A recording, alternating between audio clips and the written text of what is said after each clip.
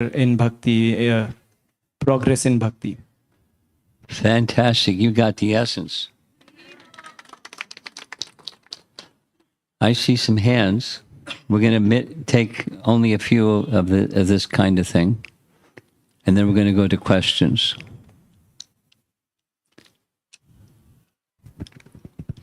Hare Krishna Guru Maharaj. As a typical Hare Krishna follower, I used to have a tendency whenever I hear about the Shankaracharya impersonalism, just go away and stay away from something like that, negativity.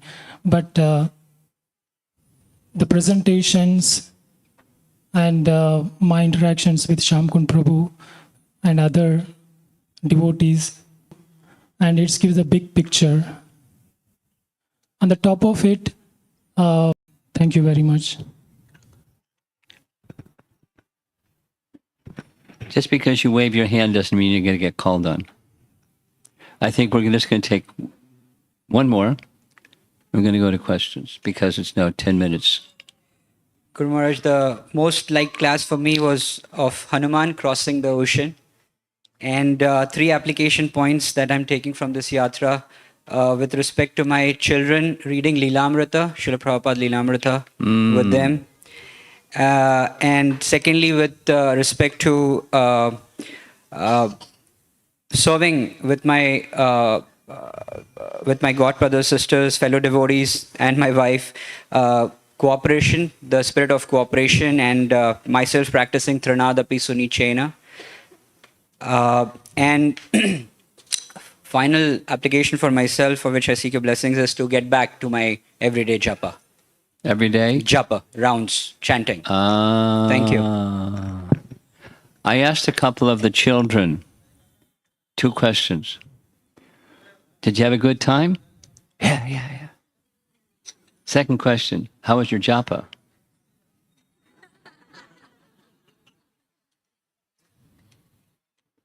One said, oh, I forgot my beads. Another didn't know what to say. So japa is not just for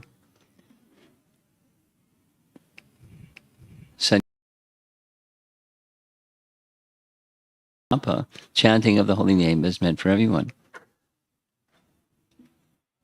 And it's certainly possible, it happens, that persons that chant regularly, even take vows to chant regularly, become a little complacent. It happens. So when that happens, or that you haven't regularly been chanting yet, that's a very important Chaitanya Mahaprabhu principle to, besides things that you like to do, like take prasadam, or go see deities and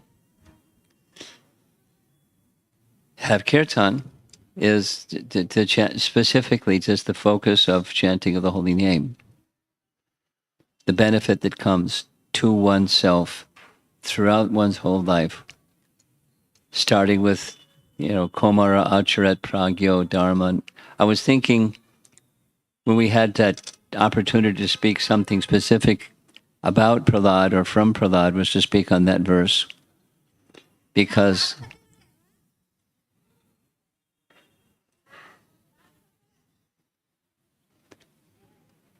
of Prabhupada's recorded lectures.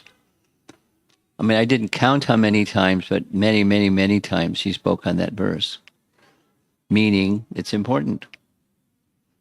It's important for not only for parents, it's important for everyone to understand, certainly those who are in their tender age of childhood to understand. And somehow or other, it seems that we have lots of children. I don't know how that happened, but somehow there's lots of children. And children need to hear and chant. So that's an application point. So at any stage, if you have become, because it happens, if you become inconsistent or something, relaxed, a little casual, a little something, dip. reconnect with our principal means of deliverance. Okay, so I want now to go to questions and discussion points. There were two that were asked of me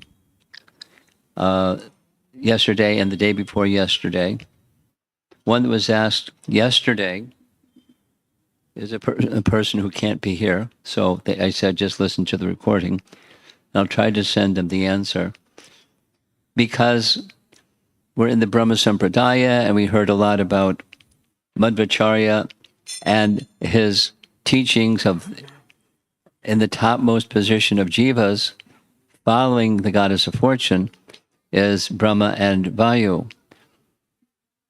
So the question was, can you describe a little bit more specifically the form of Brahma?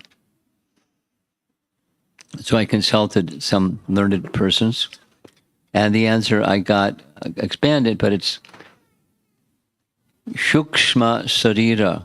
Shukshma Sarira means subtle. So the body of Lord Brahma is body, mind, and intelligence, along with a set of senses that can active senses and organs of perception. Because of organs of perception or organs of action. But Brahma's body does. And there's many other things to say. You know, how is it, for example, when Mahavishnu reclines, this is a detail, when Mahavishnu reclines in the causal ocean and the universes at the end of a cosmic manifestation are withdrawn, what happens to material energy? What happens to living entities? Living entities are placed in a state of susupti, which means deep sleep. Consciousness is still there because the souls are conscious, but consciousness is not active. So they're in a anesthetized state within the body of Mahavishnu. And Prakriti is also in its avyakta state, and it's in a position, Prakriti is in a position of unmanifesting varieties, but still having the characteristics of varieties, but unmanifest during cosmic annihilation. And then resting period, and then cosmic manifestation. And when living entities, when universes are expanded from Mahavishnu, Mahavishnu, expands for as many universes as there are, a form of Garbhodakshay Vishnu. Listen carefully. Garbhodakshay Vishnu carries with him one universe's worth of living entities within his body, as was within the body of Mahavishnu. So one universe's worth of bodies, of entities, jivas. And then from the navel of Garbhodakshay Vishnu comes lotus stem and Lord Brahma. And within the body identified as Sukshma Sarira. Sarira means body and Sukshma means subtle. The sum total of one universe's worth of living entities are within the body of Lord Brahma. So he doesn't just create the universe, but we know Brahma manifests entities, some entities, directly from his body, which means they're in his body and potentially awaiting becoming manifest. And for some, he directly manifests without a female assistant because they're within him and he has that capacity. And then those living entities become Prajapatis and so many, many, many living entities that are carried in the body of Lord Brahma. So he has a very important function in the universe, and including receiving knowledge directly from Narayana in the form of the Vedas become awakened within his heart. And then he distributes that knowledge to others.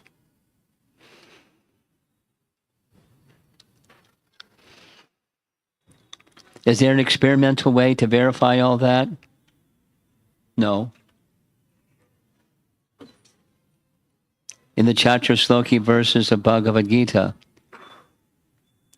before the Chaturshloki verses of Bhagavad Gita, chapter 10, verses 1 through 7, summarizing in simple language, Krishna says to Arjuna, nobody knows me. Why? Because I existed before they existed. So how can you know what existed before you existed? Experimentally, you can't know what existed before you existed because it existed before you existed. You can't know. But then it can be known. What existed before you existed can be known by disclosure of what existed before you existed. And then he starts describing what existed. Aham sarvasya prabhavo matak sarvam pravartate.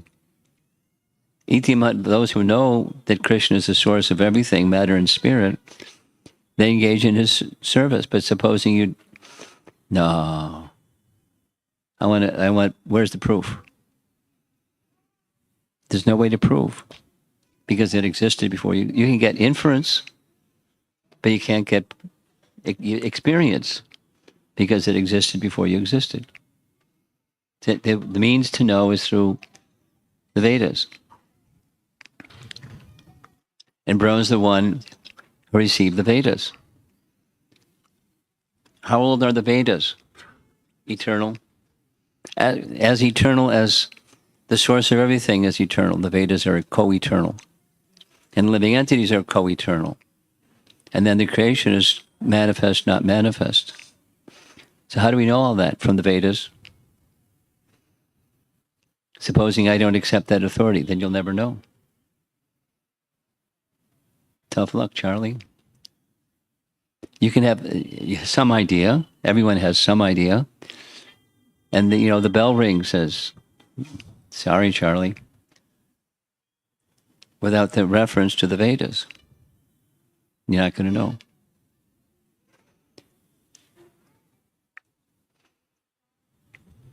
So during one of the appreciations here was before when I heard Shankaracharya, it was like, now there's a difference between the person and the doctrine. Just like, how do you, samoham sarva bhuteshu name dvesho stina priya, that's Krishna's position. And then the devotee of Krishna's position is quite similar. Being pandita samadarshana. Krishna is Krishna, and we're the devotee of Krishna meant to be able to see as Krishna sees. So how does Krishna see? With equal vision. And if we see properly, we also see. So how can we see with equal vision when doctrines are grating and troublesome and like, what? Krishna has no face? Excuse me. Krishna has no personality? Excuse me. Krishna has no qualities? Excuse me. That's insulting. So we don't have to like the doctrine, but we don't necessarily dislike the person. Now, if you're Madhva followers, some places are meant for hell, and that's it. That's not a Gaudiya picture, not a Christian picture. Everyone can be saved. But how to have equal vision? When doctrines are diametrically opposite, make a distinction between the words and the behavior corresponding with the words from the person. Then we can see the redeeming qualities of a person while also recognizing but not casting aspersions against. So there was a question that Varsana asked. I mentioned it, I'm saying it again. Hopefully she'll hear the recording. Where do you draw the line? We've had several examples, and I've emphasized it purposefully. Diversity, but unity. Okay. How far do you take it? Where do you, is there a point where you draw the line? And I've been thinking about it, and just taking it down to a personal level. If somebody has a different view, no surprise, because we all have different views. And there may be some that have categorically more like this, categorically more like that, categorically more like something else. And that's diversity of views. So I can be respectful of the person, and I may not be so respectful of their view. But then when I'm being respectful of those that at least, this is Bhakti Siddhanta, at least in principle, they're accepting Hari is the source of everything. Bhagavad Gita. Aham sarvasya prabhavo. Or matak parataram nanyat. Krishna, there's no truth superior to me. So if we accept, those who accept that principle, and there's diversity amongst those who would accept that principle, should there be a problem? Or are there occasions, this is the where do you draw the line? Where to draw the line is where they're aggressive about it. Mayism.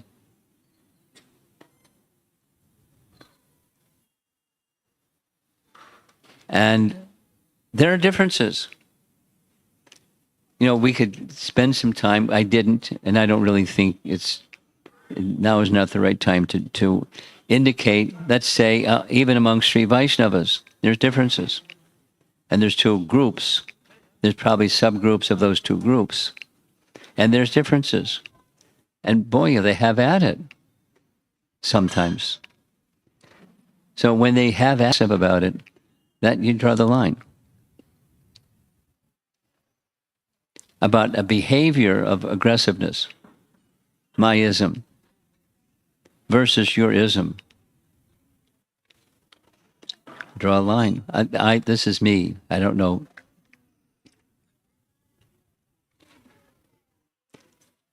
And if there's some Sanskrit terms where there's appropriate dialogue between persons who have different view, and when there's differences of view, and the objective of the dialogue is to reach truth, not do an arm wrestling match and you pin the other guy's arm to the table and you win and they lose. No thanks. I mean, personally, I draw a line. I'm not interested in that.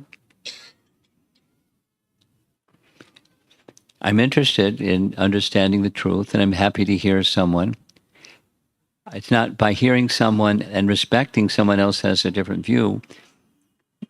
If their goal is to pin my arm to the table in an arm wrestling match, I'm not interested. Thank you. Even if I know I can pin their arm to the table, I'm not interested in that kind of an exchange. I mean, so I'm responding to her question. Where do you draw the line? Where there's aggressiveness, I win, you lose kind of aggressiveness. Not interested. I draw the line. I can still maintain respectfulness towards the soul, but the behavior is not okay. Expressing a different view has no problem, but the purpose behind expressing a different view, that's where I draw the line.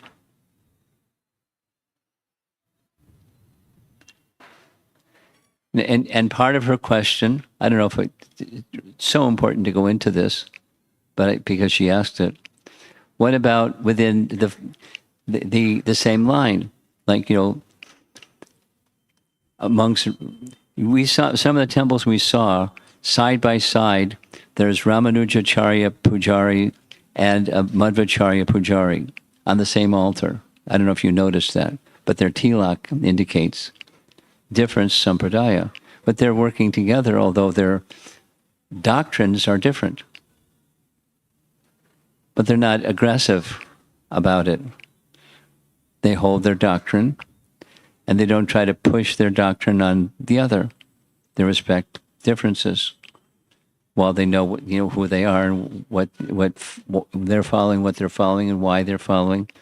So that's wholesome. I mean, it's not always like that, but that's wholesome.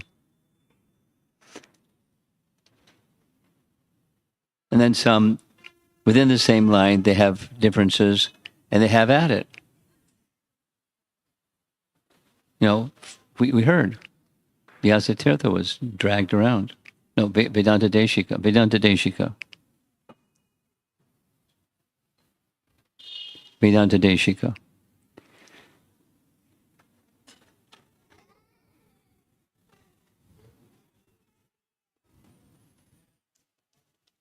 The person responsible had a very serious reaction, tuberculosis, and his wife understood, but he had already made that offense. So anyway, when a person's aggressive or offensive, or trying to fill up their pocket with more followers, I draw the line with internally one thing, but externally, I'm going to keep a distance from such a person. Now, so the question was, sometimes we see in Gaudiya Vaishnavism, there's ISKCON and there's non-ISKCON, and although they're the same doctrine, there's disharmony or, not apparent respecting of one another. So where do you draw the line? Question. And my answer to that, of course, it takes maturity to do this, but when persons are aggressive, I draw the line. And there are some persons who are Gaudiyas that are aggressive, and some that aren't.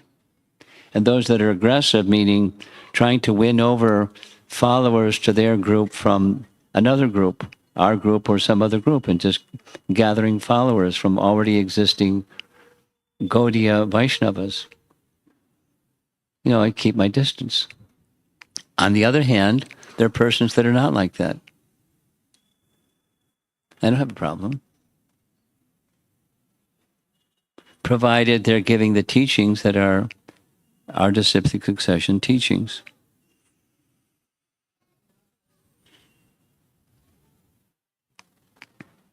I may not advertise it, but internally, I full respect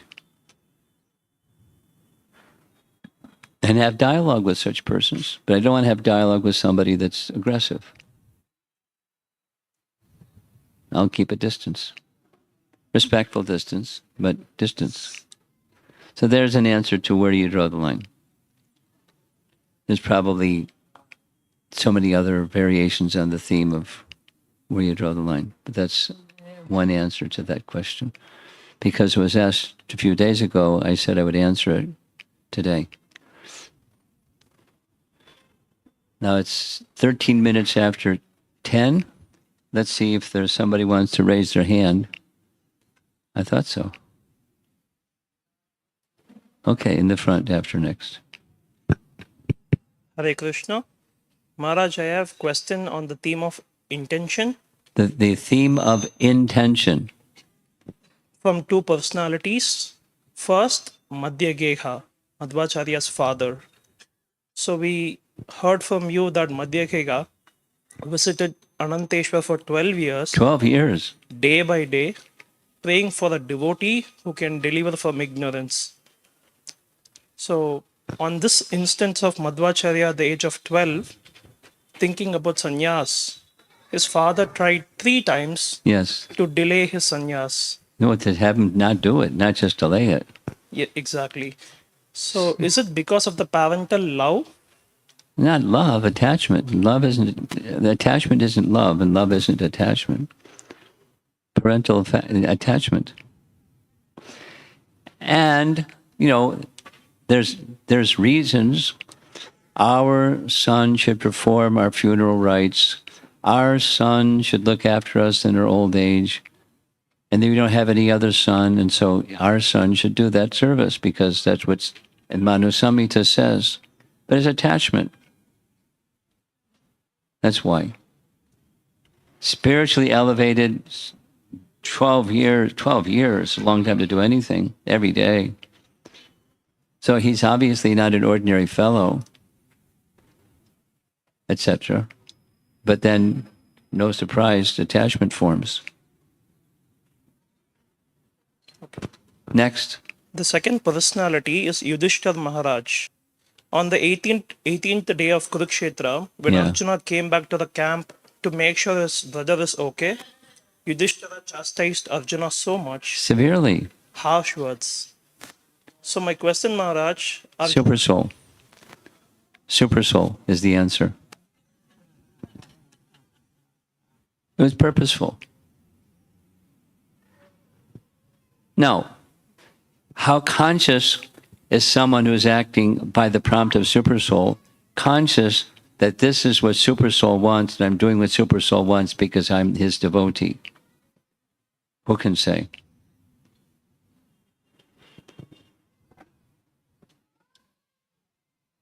Next, third question. one last question. Maharaj, you mentioned the bhakti definition, Anya Bilashita Shunyam Jnana Karma Dhyanavritam. The first two lines are exactly the same following of Vishishtadvaita. Yes. There is a difference in the third and fourth line, right? Anukulyena Krishna Anushilana Bhaktiruttama. So my question is, what is that differences that Ramanuja Acharya practiced from Gaudiyas?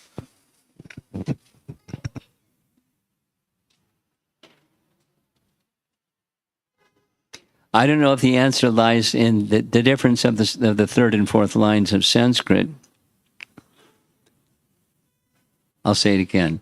I don't know if the answer to your question lies in the language of the third and fourth line between the two sampradayas.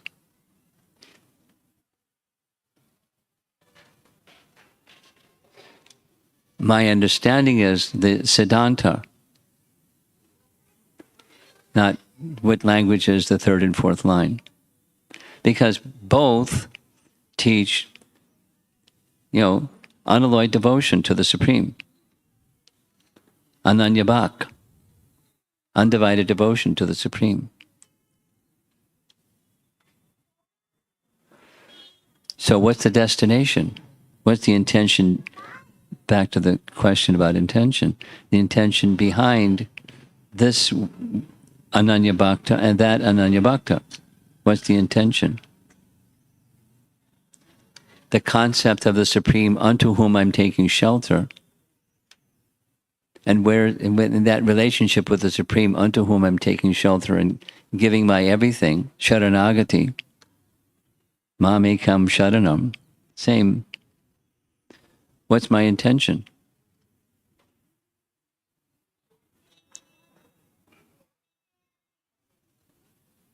It lies there, not so much what's the third and fourth line.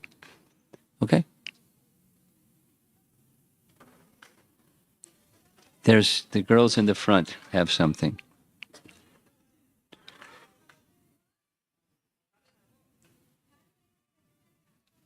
Hare Krishna Maharaj. I like the Yatra very much, and my favorite class was today's one about Golaka and Vrindavan and the different rasas and dayas and stuff. I liked it very much. Good. And I had a question that if one is actually, one's mood is actually in Madhurya Rasa, but he wants to go to Gaurapitha, then where does he go? Well, according to Bhaktisiddhanta Saraswati, the answer is both. And there's no explanation of technology, but both. You follow? You, such a person that you described, would manifest a spiritual form in both sectors, or quadrants is the language of Bhakti Siddhanta. But Maharaj, only the only like pure liberated souls can be in both the Yeah, Pitas but together. that's Bhakti Vinod Thakur. To get to Goloka, you have to become pure anyways.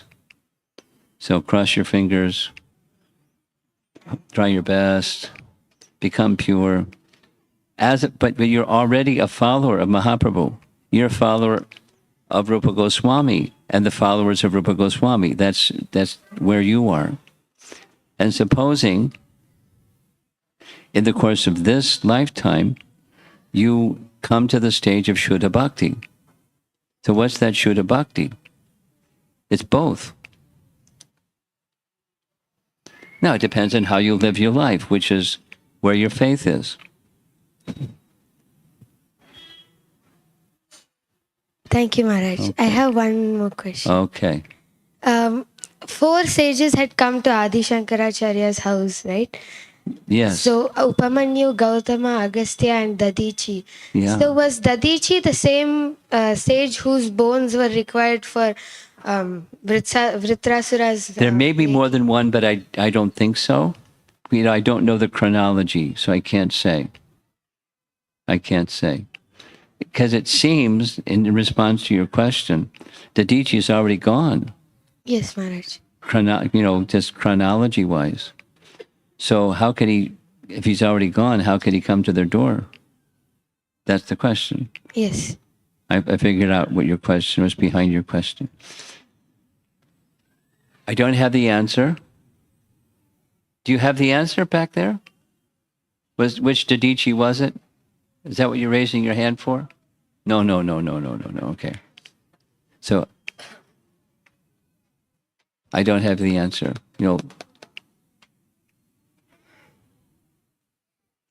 There may be more than one person with the name Dadichi. It may be, so many maybes. Maybe. And the answer, which one of those maybes, I don't know. Okay, Maharaj. Thank you. Okay. Hare Krishna. You have something. Hare Krishna Maharaj. My question was not about on this yatra, but I had this question from Bhagavatam that one of Krishna's prominent gopis is Chandravali, but they don't talk about Chandravali much. That's right. So the Gaudiya acharyas don't talk about her much because they're Radharani's side. They don't talk about her so much. But our acharyas do speak of her, but not in the same prominent role as Radharani, because they're left-wing gopis. They're left-wingers. They're followers of Radha. But they speak of her because she enhances the loving dealings of Radha Krishna. And she plays a certain role in enhancing the loving dealings of Radha Krishna. Yes, Maharaj. But why don't they talk? Because they're followers of Radharani. Why do you talk so much about the Gaudiya acharyas? Because you're a follower of Rupa Goswami and Lord Chaitanya, so you speak about. Now, we don't so often speak about Madhvacharya and his rarely exalted personalities, who are incredible personalities. I mean, I was pretty amazed hearing this elaborate description of who Jayatirtha was before he was Jayatirtha. Very elaborate. It's like amazing. It's like Gaudiya topics. This and this and this. So because we're followers of that are Goswamis, who we principally read, they're followers of Radharani. They don't speak so much about Chandravali, except that she enhances the loving exchange of Radha and Krishna by being an opposition party. Thank you, Maharaj.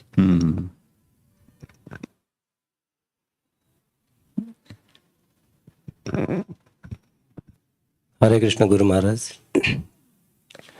I'm extremely grateful to you for the teachings you imparted from different personalities in this yatra. Now, there's a heavy responsibility lies with us that you mentioned training and education. So now coming to that point, when we are trying to do this little service, so there are a lot of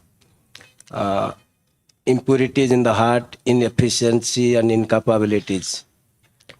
So we are discussing whether we should wait for those purity to fully manifest, or simultaneously, according to our capacity, we should move forward. Hare Krishna. Well, you know the answer. I think you're just asking the question so we can all hear the answer that you already know. We, on the one hand, and on the other hand, we don't wait for purity, recognizing we're not there yet. On the other hand, the principle of sharing as best we can as an instrument of the one from whom we've heard, sharing what we've heard, knowing that it brings purification, and keeping association of persons who will remind us, by the way, you're simply an instrument. By the way, don't get proud. By the way, this, and by the way, that. You know, that is reminders about the anartha nivritti stage that we're also engaged in as we're Shravanam Kirtanam Vishnu Smaranam. So we don't neglect Shravanam Kirtanam Vishnu Smaranam in any form because we're not there yet. But we should keep association.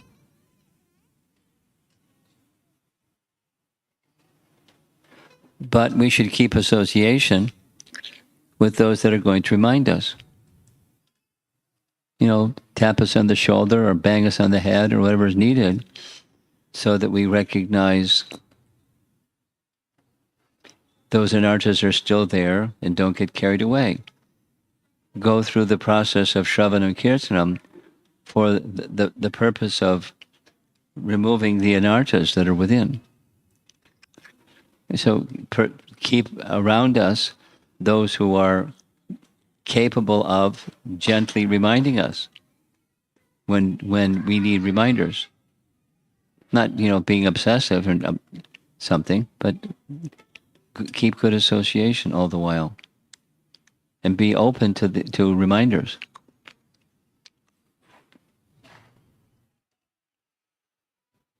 Strive for purity, because that will make you a better instrument. You know, there's so many examples, but you know, a simple example Prabhupada gave.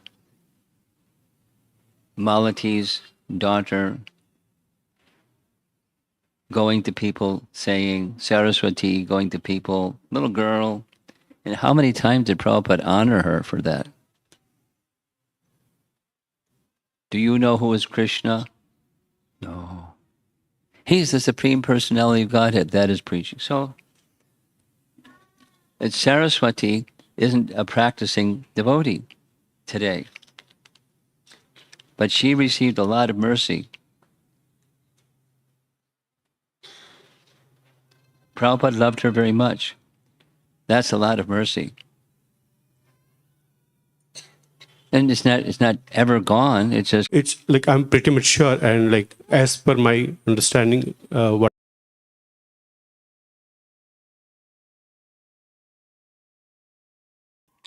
Gratitude means I recognize something, and that's something that I recognize, I'm on the receiving end of that something. And because of recognizing that I'm on the receiving end of something so valuable, I don't know the extent of the value of that something, but I know that it's most valuable. My life has been transformed because of it. I'm feeling gratitude. So a phrase that I've used, I know one devotee that repeats it like all the time. Gratitude is a seed of love. You've heard that one. And when there's love, then where's the boundaries? No, there's the vows that one has. Those are some boundaries, but otherwise, no boundaries.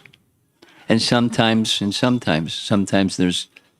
It's going to look like this. Sometimes it's a little less. Sometimes and sometimes,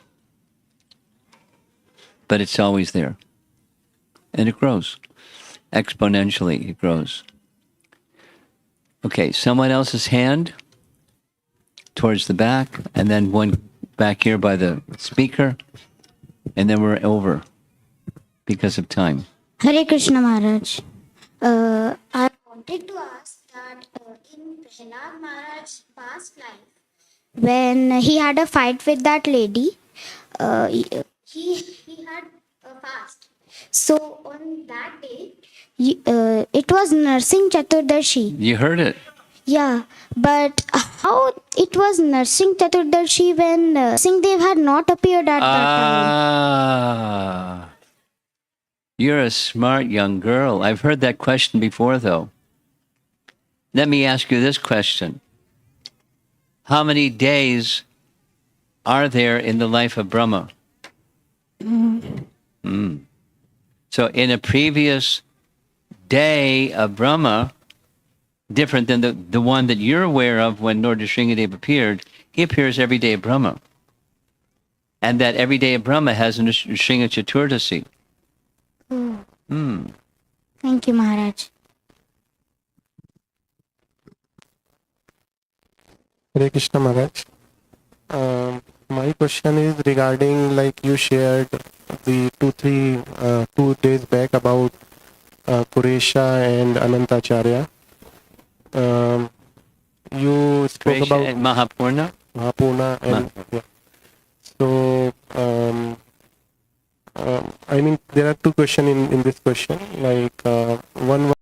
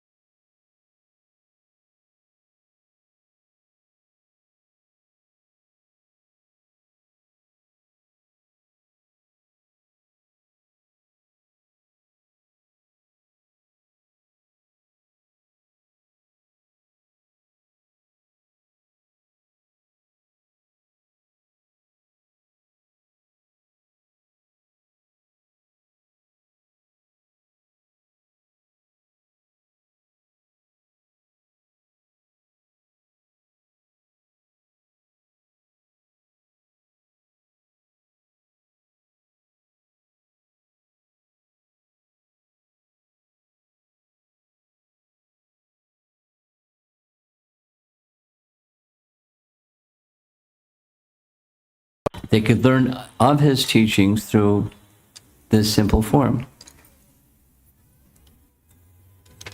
So is there. Next. Second question is related to gratitude, Maharaj.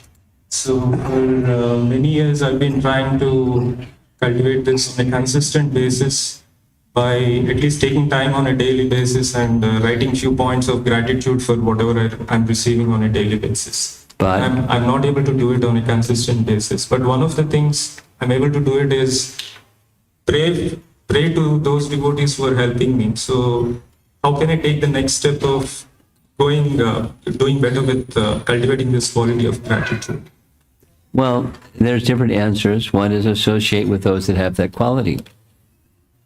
You probably know some would have that quality. I know some people. I'm sure that you know some people. And associate with those people. You don't have to like, can you remind me of why I should be grateful? And, you know, can you talk about it a little bit more because I want to hear some more? You can do that, but, you know, just see it in their character. Sangat, sanjayate kama. Right? Sangha, one develops kama. By association, desires become your desires or your nature. And it's quite natural. It's quite natural. So find persons who you recognize have that quality. It doesn't have to be like your roommates or something like that, but a person with whom you have a relationship and you regard how they do what they do. And you can say explicitly, I appreciate this about you. You can do that or not do that, but just by association, that quality will help become your quality. And part two is another way of associating is read about those persons who have that quality, because that's another way of associating through sound.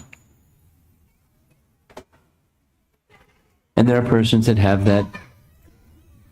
I mean, a really, that's three reallys. Nice example is Sudama Brahman.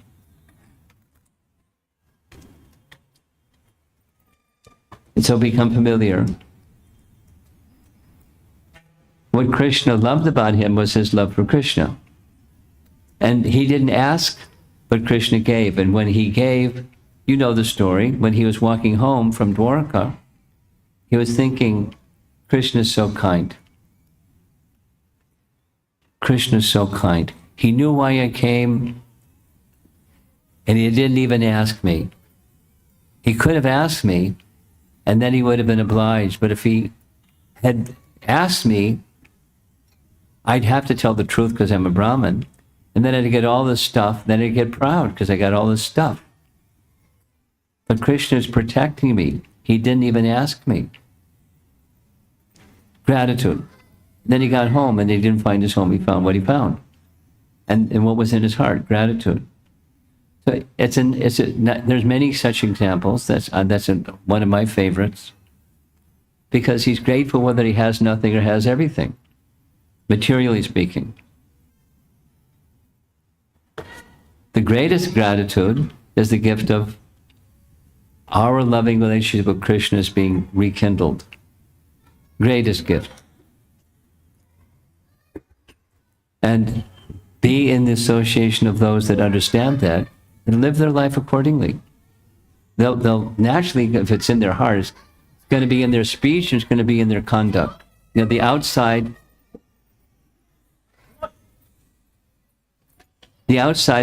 displays what's inside.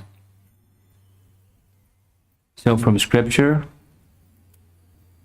from our acharyas, from persons who you know, Sangha, different ways of receiving Sangha and taking on the qualities of Sangha. Sangha, sanjayate kama. It's quite natural. Okay, thank you all for patiently sticking through all of this. And I recommend that you take some time today before you go somewhere and write down, like to yourself or to a friend or to your spouse or to someone, family member, someone, and I'd like to do an implementation or application. I'd like to work on this or these few things. Don't make it too many, because you won't do them all. Work on and stay with it. That's the test of how it's going to play out. Supposing you don't do that, what's going to happen? You know what's going to happen. So many things are going to come creeping in to grab your attention. You're going to do so many things. It's not like you wasted your time, but you're not going to get the full benefit of all this commitment of time together.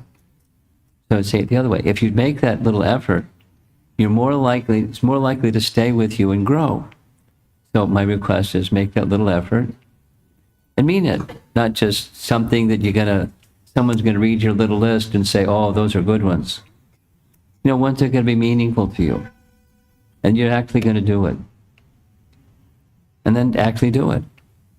And then that's the incrementalism, little steps in the right direction. That's my request. Thank you very much. Prabhupada ki? Yeah. Jai.